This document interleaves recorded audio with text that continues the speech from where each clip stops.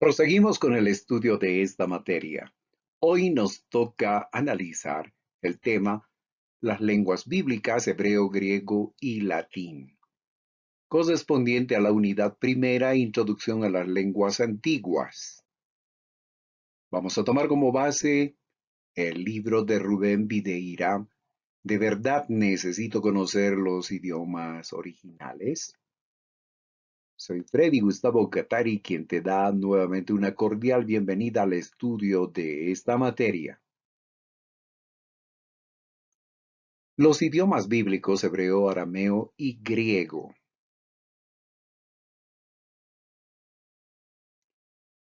Sabemos que la Biblia se escribió en tres idiomas. El Antiguo Testamento en hebreo, algunos capítulos excepcionales de Esther y Daniel en arameo y el Nuevo Testamento en griego. Con relación al hebreo, sabemos que las tribus hebreas entraron a la tierra que Dios les había prometido en el segundo milenio antes de Cristo.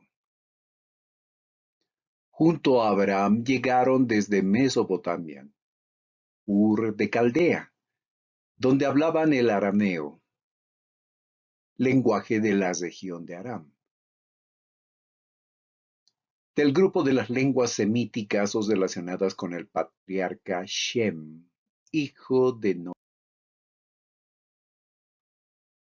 En el norte de Mesopotamia, es decir, Aram, se hablaba el arameo en el segundo y primer milenio antes de Cristo. Según la tradición de los judíos, el idioma común de la humanidad habría sido el antiguo hebreo, hasta la confusión de las lenguas en la Torre de Babel, según Génesis 11. Seguramente el estudiante alguna vez se ha preguntado, y antes de la confusión de lenguas que ocurrió en Babel, como producto de la construcción de la Torre de Babel, ¿cuál era el idioma común que hablaban todos? Y los judíos, los hebreos, dicen, pues el hebreo fue el idioma común. Luego de la dispersión, según esa historia, según esa tradición, el hebreo primitivo habría sido preservado en su forma original solo por los descendientes de Shem, o Sem, como traduce la versión en castellano, y luego por los descendientes de Abraham. Cuando Moisés comenzó a escribir los primeros libros, el hebreo ya era el idioma de los judíos. Los sucesivos escritores utilizaron el hebreo primitivo, sin signos vocálicos, es decir, sin signos especiales para las vocales, para realizar su labor plasmando la palabra de Dios en esos primitivos escritos. También para la realización de copias, los escribas judíos emplearon el hebreo primitivo, hebreo antiguo. El hebreo fue el idioma que se hablaba, escribía y leía en los años previos al cautiverio en Babilonia. La dura experiencia del cautiverio incidió en la cultura judía para realizar ajustes en la escritura del hebreo. Uno de los efectos positivos del cautiverio en Babilonia fue el reconocimiento de que la falta de aprendizaje, la falta de enseñanza, la falta de obediencia a la palabra de Dios, la ignorancia de la palabra de Dios, había ocasionado el desastre nacional. Y la desobediencia a la palabra de Dios había ocasionado esa tragedia. Había que desarrollar estrategias entonces para que la escritura llegase a la mayor cantidad posible de personas. Los sacerdotes y los escribas redoblaron su esfuerzo para realizar copias de la palabra del Señor. Observaron que había dificultades en la lectura debido al sistema consonántico de escritura, es decir, solamente consonantes y no vocales. Por ello, sabios judíos decidieron incluir signos vocálicos, denominados técnicamente matres lectionis en latín, madres de lectura, podríamos traducir. Por otro lado, judíos que vivían en Egipto y habían adoptado el griego como segunda lengua, propiciaron la traducción de la escritura hebrea al griego, que llegó a conocerse como la Septuaginta o versión de los 70. La Septuaginta incluía los libros deuterocanónicos o apócrifos. Los judíos que vivían en la tierra que Dios les había prometido, sin embargo, continuaron utilizando la versión que no incluía los apócrifos. Entonces, como podrás ver, primero surgió la Biblia en hebreo, el Antiguo Testamento, lo que conocemos los libros del Antiguo Testamento en hebreo. Más tarde, aproximadamente en el siglo segundo, los judíos que habían ido a vivir al norte de Egipto, como hablaban en griego, dijeron, bueno, en este país se habla más el griego y no el hebreo, y necesitamos compartir la palabra de Dios. Por lo tanto, propiciaron la traducción de la Biblia al griego, y esa versión se llamó la Septuaginta. En la época de Cristo, los judíos que vivían en la provincia romana de Judea y alrededores utilizaban la escritura hebrea y por supuesto la versión de las escrituras en hebreo. Los esenios, una comunidad judía que buscaba la purificación, la santidad, se establecieron en la región de Qumrán alrededor de la mitad del siglo II antes de Cristo. Entre las tareas destacables que realizaron estaba la transcripción, la copia de la palabra de Dios, lo que nosotros conocemos los escritos del Antiguo Testamento. En 1947, los hoyos de Qumrán, los hoyos del Mar Muerto, fueron descubiertos en cuevas de manera accidental. Eso hace poco. Muchos rollos de esos que se descubrieron en Qumrán contienen fragmentos de todos los libros del Antiguo Testamento, salvo del libro de Esther, que fueron escritos parcialmente en hebreo y parcialmente en arameo, y por supuesto sin los signos vocálicos. Esta fue una interesante contribución entonces de los esenios, de los cuales la Biblia no habla, pero sin embargo tenemos algunos vestigios si examinamos los evangelios, por ejemplo, y también el libro de los Hechos. Los esenios vivían en la época de Cristo en comunidades aisladas, lejanas, en esas regiones cerca al Mar Muerto. Entonces ellos realizaron esa tarea de copiar la palabra de Dios, de estudiarla y procurar cumplir lo que decía la enseñanza de esas escrituras. Aunque los escritos del Mar Muerto son copias de la escritura más de 1000 años antes de que los masoretas hubiesen terminado su labor de definir el texto hebreo, son casi iguales con los textos actualmente conocidos, aspecto que demuestra el alto nivel de conocimiento, dedicación y labor de los masoretas y también de los escribas de la comunidad de los esenios.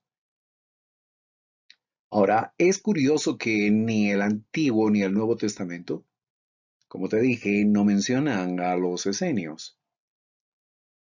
Aun cuando hay numerosas especulaciones con relación a la comunidad de los esenios, se puede asegurar que fue una comunidad judía exclusivista que procuraba la santidad y esperaba ansiosamente la venida del reino de Dios. Los esenios vivieron en la época de Juan el Bautista y el Señor Jesucristo. Sin embargo, no son mencionados explícitamente por los escritores del Nuevo Testamento. Jesús hablaba a sus seguidores en arameo y también en hebreo, pero sus discípulos no publicaron sus enseñanzas en hebreo y en arameo. Más bien lo hicieron en griego. ¿Por qué? Porque tenían la intención de poder divulgar la escritura, lo que escribieron ellos, no solo en el ambiente judío, sino también para otros pueblos y culturas del Imperio Otomano. Pero entonces, ¿por qué no escribieron en latín, que era el idioma de los romanos? Porque si bien el idioma de los romanos era el latín, sin embargo era el griego el lenguaje más popular y más difundido en las colonias del Imperio Romano. Con la destrucción del templo que ocurrió en el año 70 después de Cristo y la destrucción, por supuesto, de la ciudad de Jerusalén, los judíos fueron dispersados. En la diáspora o dispersión, el hebreo fue quedando paulatinamente en desuso. Pero entre los siglos séptimo y décimo después de Cristo, los masoretas, del hebreo masoret, que significa tradición, trabajaron en las ciudades de Tiberíades y Jerusalén como sucesores de los soferim, los antiguos escribas de los cuales habla el Antiguo Testamento y también los evangelios, y por supuesto el libro de los Hechos. Así que estos masoretas realizaron copias fidedignas de las Sagradas Escrituras. Otro avance significativo fue la introducción de los signos vocálicos en la escritura hebrea, aspecto que facilitó la lectura y la interpretación de la escritura. Entonces, estos masoretas también añadieron unos caracteres para simbolizar, para representar las vocales. Y ese fue un gran avance para poder comprender el texto hebreo. Los idiomas bíblicos y su utilidad en la interpretación bíblica es lo que veremos. Cuando realizamos una exégesis, es decir, queremos extractar el significado, las verdades de la palabra de Dios, vamos a tener que efectuar un análisis lingüístico del texto. En el mismo se debe realizar un estudio del aparato textual, variantes en los manuscritos, por ejemplo. Esas variantes son expresadas en las notas al pie de la página que se encuentran en esos manuscritos antiguos. La mayoría de los Nuevos Testamentos en griego tienen esas notas. Y lo vamos a poder ver cuando estemos examinando la versión del Nuevo Testamento en griego. Otro paso fundamental en la exégesis es el estudio de la semántica, es decir, significado de las palabras.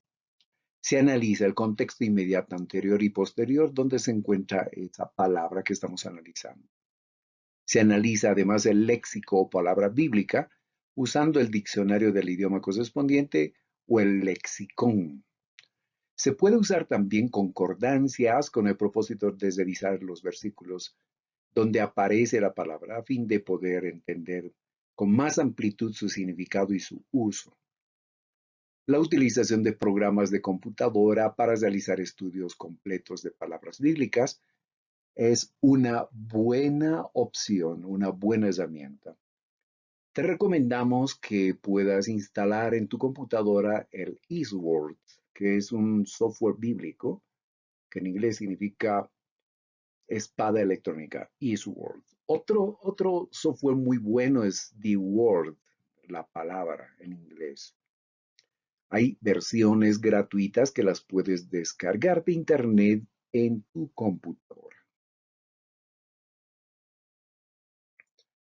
Volviendo a lo de la exégesis o extracción de las verdades bíblicas, además, entonces en la exégesis se efectúa el estudio de la morfología, formas de las palabras.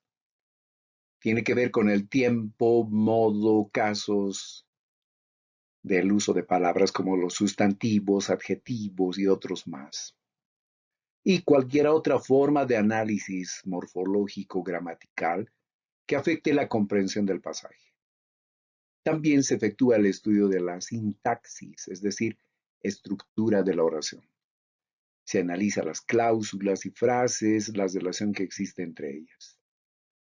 En la medida que se realice el análisis de las maneras que hemos señalado hasta este momento, se va a lograr una interpretación saludable de la palabra de Dios.